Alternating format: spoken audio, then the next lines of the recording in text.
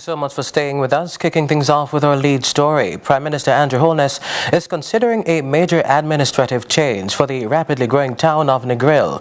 Now, this proposal comes amid ongoing political debates about similar changes being considered for another section of the island. Here's more on this developing story. Negril, a town straddling the parishes of Hanover and Westmoreland, is experiencing rapid growth, outpacing its infrastructure and local governance systems. The town's expansion has led to jurisdictional confusion, potentially affecting the implementation of programs and plans there. Prime Minister Andrew Holness highlighted this issue at an event recently, noting that the layout of Negril has caused an overlap into Hanover, raising questions about which local authority is in charge. I have said before that we intend to make a different arrangement in terms of municipal management for Negril. So we have to do that necessary exercise of the consultation with the stakeholders and then do the necessary legislative changes to actually give Negril its own municipal authority. This proposal comes amid recent political tensions surrounding talk of similar administrative changes. Back in December, opposition leader Mark Golding criticized the plans to elevate Portmore to parish status, arguing that it could be a politically motivated move favoring the governing Jamaica Labour Party. In a letter dated November 20, Golding demanded the Portmore plans be suspended, citing concerns over potential political manipulation and calling for comprehensive dialogue with the residents. When we talk about this, there is, especially for persons who are not in Negril, there is a sense as, why am I trying to disturb this well-established, established governance architecture? In other words, that's part of the concern. Why do I want Portmore to become a parish? Without paying attention to the fact that towns, cities have to be managed. The Prime Minister believes Negril would benefit immensely from its own local authority. Where the problem lies, that's where the solution should be. Where people have their agency, meaning their individual drive to do things for themselves, then any superior authority should empower them to be able to do things for themselves. And what I detect in Negril is that the stakeholders want to do things for themselves. Mr. Holness has given no clear timeline for this undertaking, but says it's on his agenda. Portmore had the same issue, and that is why the previous administration defined Portmore as a municipality, to give it its own management of that, that energy that is there. And Negril is going through the same thing. The only challenge we will have is that we will have a municipality that crosses parish boundaries. And so we'll have to work that out. We have started to give thought to it legislatively, how that would work. But the direction is that Negril really needs to have its own municipal authority. Ramon Gordon for CVM News. Now, only 3 days ago, several people were left homeless after a lit candle sparked a massive blaze, bringing down the wooden structures. On Friday, local government minister Desmond McKenzie, while touring South Manchester, visited the affected family and instructed several agencies to help them. More from Nika Lewis. What began as necessity's invention to bring some semblance of light in the storm's aftermath led to another disaster for this family, an outcome worse than the first. Their investments, homes and possessions reduced to rubble after a house fire Wednesday morning just before 1. Situation, Yvette and family, they suffered total loss. Loss of the house, loss of goods that she apply in the market, loss of sleep. The only good thing out of this is that there was no loss of life, and we have to give thanks to God for that. Yvette Nation and her 3 children, as well as her brother who lived next to her on the same property in porous Manchester, were rendered homeless mere days after Beryl battered sections of the island.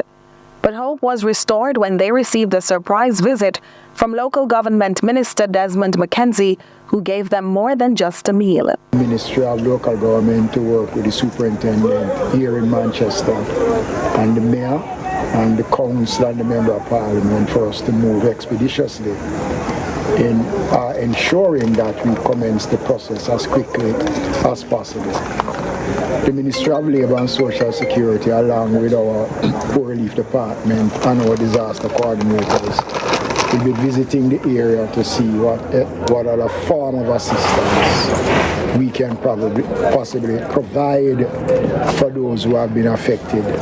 He says the Social Development Commission, the SDC, will also be working closely with the community to render further assistance to the victims.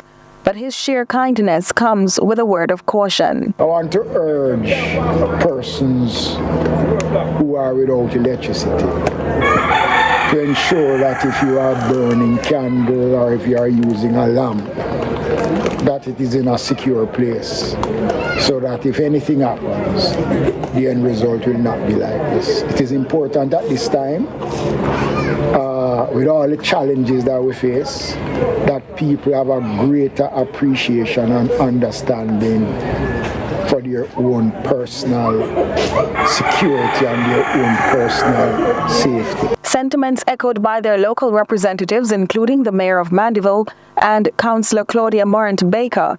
Everyone excited that this family will not languish too long. Miss Yvette, as locals call her, already appreciative of the support, is smiling again after the destruction left her teary-eyed.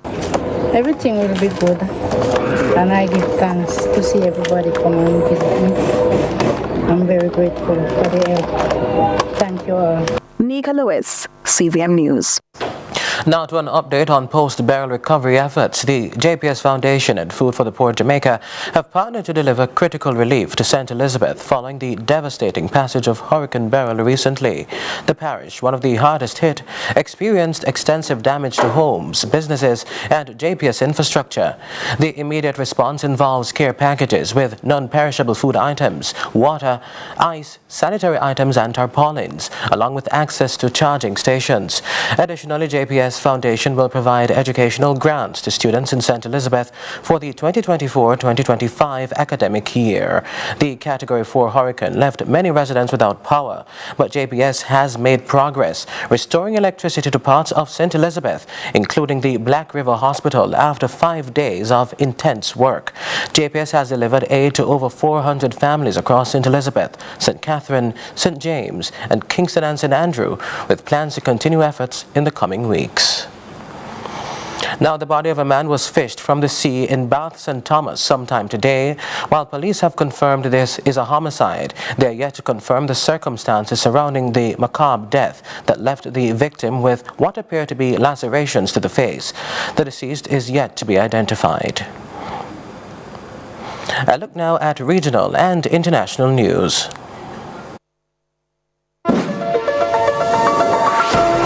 We begin with news in the region. Following the deadly Category 4 hurricane that brought destruction to St. Vincent and the Grenadines, Prime Minister Dr. Ralph Gonsalves is calling on the international community for climate justice, more loss and damage funding, and access to finance for climate mitigation. More from the CBC. Prime Minister of St. Vincent and the Grenadines, Ralph Gonsalves, says Hurricane Beryl has decimated the southern Grenadines. I refer to Union Island as Beryl's Armageddon. Practically every single house, the roof is gone.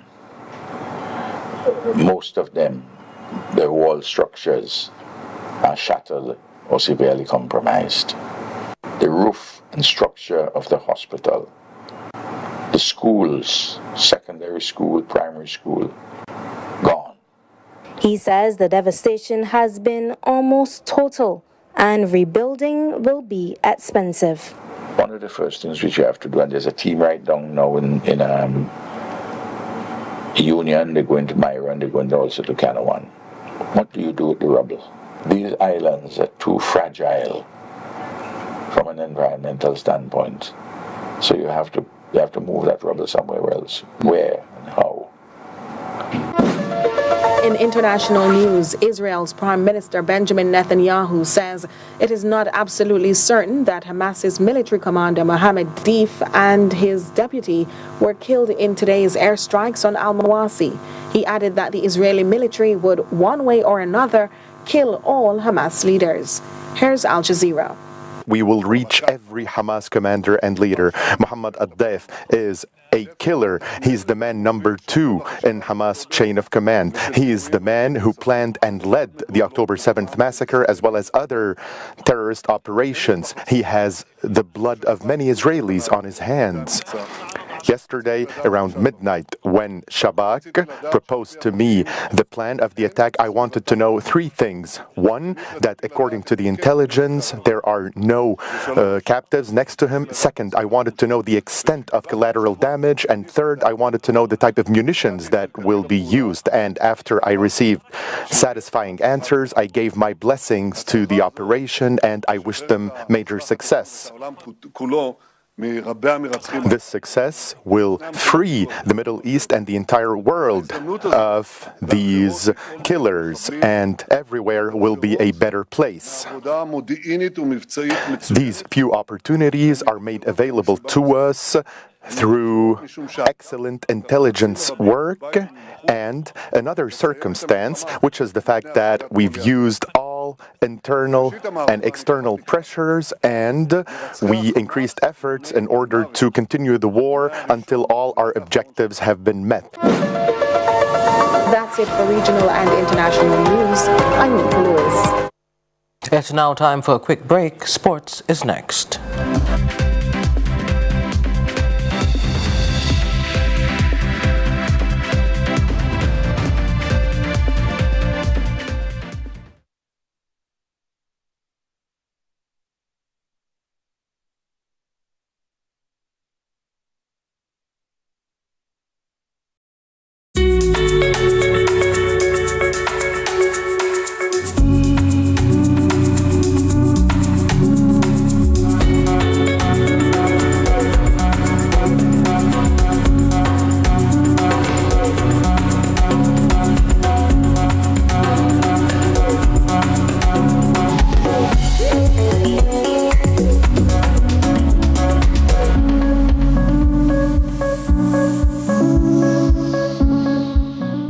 This is the 80s.